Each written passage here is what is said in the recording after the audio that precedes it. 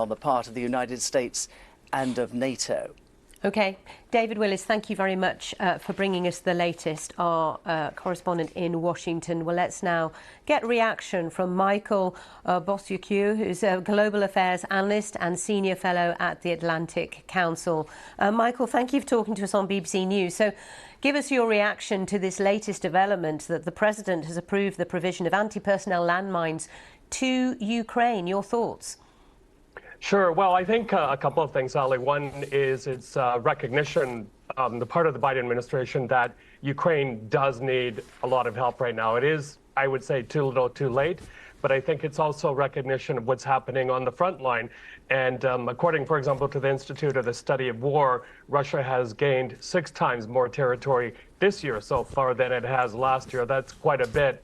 And by the way, as we're talking right now, just literally seconds ago, I heard anti-aircraft fire. We are under drone attack right now in Kyiv, as are many other Ukrainian cities. So there's no let up in the violence in the past days. And then I think the other thing, of course, the obvious one is President Biden is trying to future-proof or Trump-proof aid to Ukraine in the weeks left. I don't know how big of a difference it will make. And finally, they are controversial, yes, the landmines, but having said that, both sides have been using cluster munitions for the past 10 years. I know that from my time with the OSCE monitoring mission here in Ukraine. We did see cluster munitions being used on the Ukrainian side, also very controversial. And your reaction as well to, of course, the major development, that being US-provided missiles being fired into Russia. Russia claiming that they intercepted 5 out of 6 of the missiles. That Ukraine is saying that's not the case. Your thoughts on that development as well? Yeah, I don't think Russian claims are credible on this one. That would take a lot of skill and firepower to bring down so many ATACMs. But for sure, I think they have more of a political and diplomatic heft than they do militarily.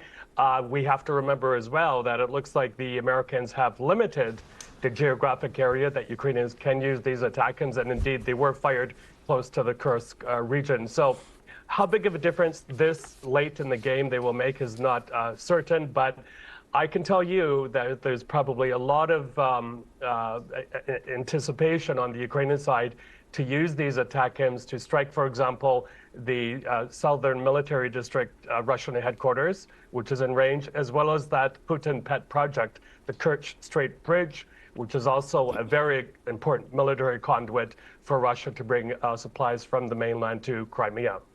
So given the timing of all of this, as we are waiting for the new Trump presidency to begin in January, what do you think might happen between now and then?